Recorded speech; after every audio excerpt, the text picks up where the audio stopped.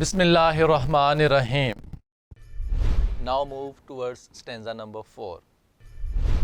The woods are lovely, dark and deep, but I have promises to keep, and miles to go before I sleep, and miles to go before I sleep. Words meaning है lovely, खूबसूरत, good looking, और you can say pretty. Next word है deep, गहरा, गना, means wide or bottomless. Promises, वादे, assurances, vow, or you can say oath. Miles, मीलों, कोसों. Long distance, far away. Translation में कहता है the woods are lovely dark and deep. जंगलात प्यारे, तारीक और घने हैं. यानी कि ये जो दुनिया है ये बड़ी ही प्यारी, बड़ी अट्रैक्टिव है. But I have promises to keep. लेकिन कितने ही वादे हैं जिनको निभाना है. यानी कि अब मुझे यहाँ से कूच करना है, वापस जाना है मुझे. क्यों? And miles to go before I sleep. And miles to go before I sleep. और सोने से पहले मुझे मीलों फासला तय करना है. और सोने से पहले मुझे मीलों फासला तय करना है. अब यहाँ पर स्लीप से मुराद एक आम रूटीन की स्लीप भी हो सकती है जो कि पोइट हमें लिटरल मीनिंग देना चाह रहा है. लेकिन जिसके हिडन मीनिंग्स हैं, जिसके सिंबॉलिकल मीनिंग्स क्या हैं कि जो एटर्नल स्लीप है, जो हमारी मौत है, उस मौत से पहले पहले मुझे मीलों का सफ़र तय करना है. अपने कई प्रोमिसेस को फुलफ़िल करना है, अपने कई वादों को पूरा करना है, अपने कई अधूरे कामों को मुझे पूरा करना है. Reference to the context same as the stanza 1. Explanation क्या होगी? The poet says that these words are very lovely dark and deep. के जंगल बड़े ही खूबसूरत, बड़े घने और बड़े ही अट्रैक्टिव हैं. This is a wonderful sight to see. ये देखने के लिए एक बड़ा ही खूबसूरत मंजर है, बड़ा हैरत अंगेज मंजर है. The poet wants to stay there and enjoy it. Poet वहाँ पर रहना चाहता है, उसकी खूबसूरती को एंजॉय करना चाहता है. But he has to fulfil his promises. लेकिन उसे तो कई वादे पूरे करने हैं.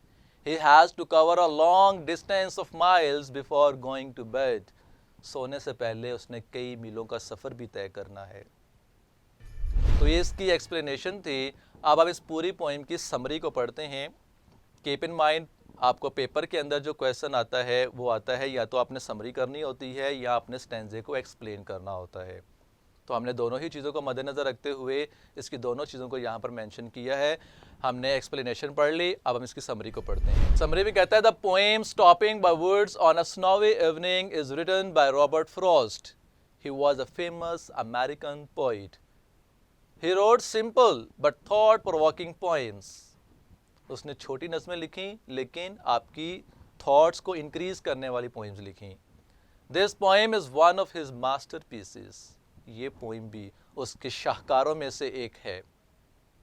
The poem stopping by words on a snowy evening reflects the poets love for nature. हमें पोइट का लव फॉर नेचर नज़र आता है. During a journey on his little horse the poet passes through a forest. Poet घोड़े पर सवार एक जंगल में से गुजर रहा है. It is a snowy evening. बर्फीली शाम है. It is also the darkest evening of the year. साल की तारीक तरीन शाम भी है. He stops to enjoy the beauty of the snow-packed woods. वो बर्फ से ढके हुए वुड्स की खूबसूरती को एंजॉय करने के लिए रुकता है. The owner of the woods live in a nearby village. जंगल का जो मालिक है वो पास ही कहीं गांव में रहता है. ये उसका ख्याल है, उसका परसेप्शन है.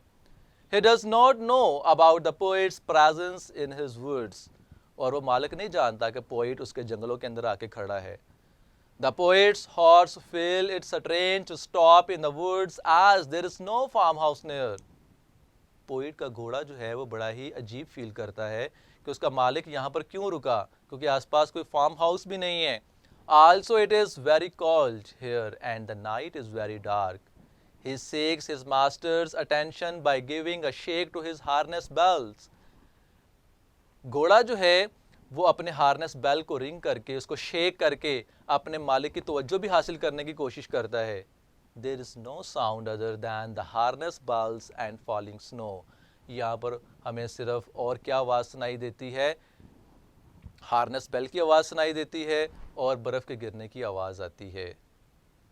The poet enjoys the scene very much, he wants to stay here more, but then he remembers that he has to travel miles before going to bed. वो वहाँ पर रुकना चाहता है, उसकी ब्यूटी को एंजॉय करना चाहता है, लेकिन उसने सोने से पहले कई वादों को पूरा करना है। He also has to fulfill many promises. He has many responsibilities to perform. So he decides to leave with heavy heart. वो भारी दिल के साथ गमज़दा होकर वो वहाँ से लीव कर जाता है, वहाँ से चला जाता है। ये तो इसके लिटरल मीनिंग्स थे, लिटरल मीनिंग्स के अकॉर्डिंग इसकी समरी थी। अब सिम्बॉलिकली क्या कहता है? This poem symbolically tells us about the realities of life. It tells us that we should keep in view the aim of life. वो कहना ये चाह रहा है कि हमें ज़िंदगी के मकसद को अपने जहन में रखना चाहिए। We should not forget the purpose of life's journey by indulging ourselves in the beauty of the path. कि रास्ते में आने वाली जो खूबसूरती है, इस दुनिया की जो खूबसूरती है, हमें उसके अंदर खो नहीं जाना चाहिए और अपने मकसद से हट नहीं जाना चाहिए। We have to reach our destination, so we should not waste our time. हमें अपनी मंजिल पर पहुंचना है और हमें टाइम को बिल्कुल भी वेस्ट नहीं करना। The poem clearly gives us the idea of life hair after. Poem बड़े वाज़े तौर पर हमें हेयर आफ्टर यानी कि आखिरत के बाद की जो दुनिया है उसके बारे में एक आइडिया दे रहा है।